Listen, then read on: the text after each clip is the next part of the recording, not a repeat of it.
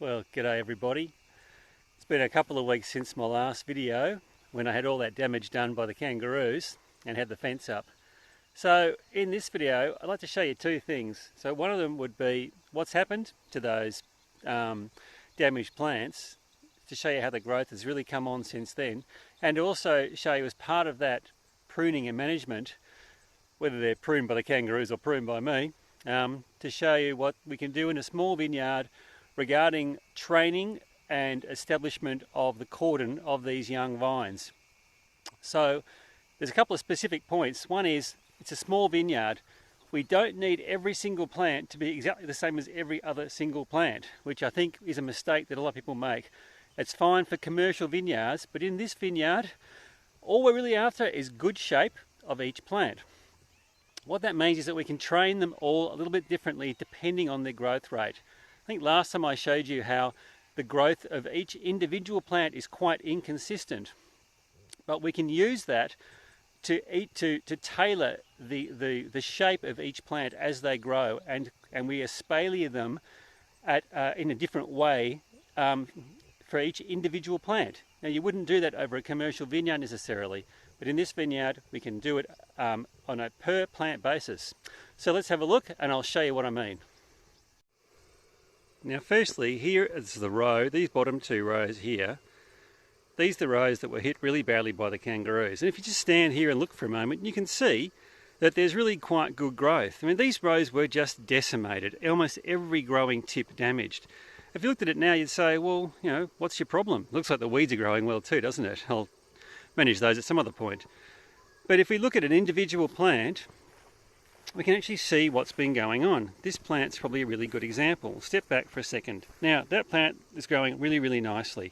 This one originally had a very tall central growth, much like this one to the right. This one's still a bit smaller. The growth was much higher up here, up at the top of the screen there. So this one, what we did was we headed it, and I'll just come in, I'll see if I can show you that. There's the cut tip just there.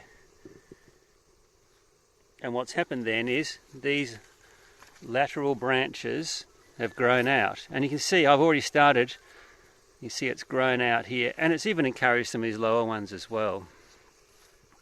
So these ones here, these side branches, now I could just let them grow for the season. And so you'll see some videos, people just let these things grow and worry about them more when they're dormant. But we don't have to. We can actually start to form the cordon this year. So this branch I can actually wrap around like that, and I can form a cordon. Why not? Remember, these things are weeds. I'm going to repeat myself a few times. Because they're weeds and they grow like crazy, we can actually leverage that. So it's a really good example of what's happened since the damage and since some pruning. Because all that the kangaroos are doing is they're pruning. If we just walk along, we can look at another example. This one here. This one, I decided, didn't have very good laterals growing from here that could come up this year and form branches. So I didn't tip this one. What I've done instead is simply laid down the tall branch, right? And see how long it is. So what I'm going to do is, I've got my trusty secateurs, see about halfway here. Because it's laid down, we're mid-season here, I can actually shorten this, and I'll do it right now. Halfway, gone, done.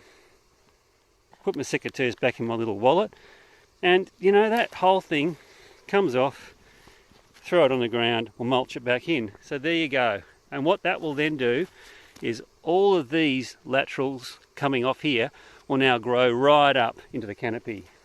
So look at the shape of this vine in front of us here. Beautifully even each side, growing in a lovely shape. And that's all happened this year. So remember that what we've done is we've cut back from here. I don't know if you can see that very well, but this was the original prune from last year to here. And all of this side growth has grown this year. But then what I've done is I've tipped these. I've tipped them this year. You can do it. Tipped it on this side, come across, tipped it on this side. And now we're watching all of this all of these come up. Now, why do we want to do this? We want to do this because as we go to the growing season, these will get longer, and these will actually be our fruiting spurs for next year. So our winter prune will be to cut down these laterals, because these will grow right up. You know, they'll be, you know, who knows where in a couple of months' time. And we're actually going to end up pruning these. Get that leaf out of the road, probably to a couple of spurs in here, like cutting it to here. And we'll actually get fruit off this. So what that means is that in 1 year, we can not only form the cordon, as we've done, but we can already start to form our fruiting spurs. A commercial vineyard would not do this. Big difference. So here's another example where I have tipped both sides. I actually just tipped the left-hand side just now while I was making the video. I thought, why not? You know, cut it through here. There's a nice fresh cut. Why not? You know, it's nice and thick and we can force the lateral growth. Now the difference with this one is, what we can do is, what I've done is, while I have tipped one of the right-hand side ones, I have this one. This is a spare. So I've got two running parallel. So see, there's another one here. And what we can do is we can, even in this season of growth, remove the duplicates that are there just in case you break one. So if we've already got one of the branches nicely espaliered and it's nicely tied off and nice and stable and won't break in future prunings, we can remove the duplicates, even right in the middle of the season, because again, that will encourage lateral growth from the existing branches, and then we can set ourselves up for really good fruiting next year. So here's another quick example of a vine that I had tipped below the wire. It's hard to see, isn't it? There it is, below the wire, there, about a month or so ago. And look at the resulting growth, huge. But again, we don't need to let it grow like this. We can take these and we can actually wrap these around. There's still quite a lot of time left in the growing season. See? This is already about, if I stand back, you see it's almost halfway already between the two plants. This doesn't need to grow that much more before we can tip it and have it grow, which means it'll be tipped twice this year. Twice. Here's one that's growing fairly low, sort of going right down here. I probably prefer to do this, to lay this one down, which I can do, which I will do. Why not? And then again, by the end of this year, this growing season, I might not only have it capped, the laterals grown, then the laterals tipped and more laterals grown. So let's not get too caught up on terminology. You can see that with the damage from the kangaroos or damage caused by a pair of secateurs, there's very little difference. They grow and they regrow from their buds and shoots. You don't want to have water shoots coming out of the side of the stem, but with these younger plants, it's all coming from the buds. We can leverage that within the 1 year. Just be mindful of how much growth each individual plant can handle and what it's doing. I'll show you one more example of a really vigorous plant that was pruned earlier, about a month or so ago. And finally, just want to show you a plant that was tipped on each end. So in here, focus it, so tipped like that on each end about a month or so ago, and you can see how much growth there is.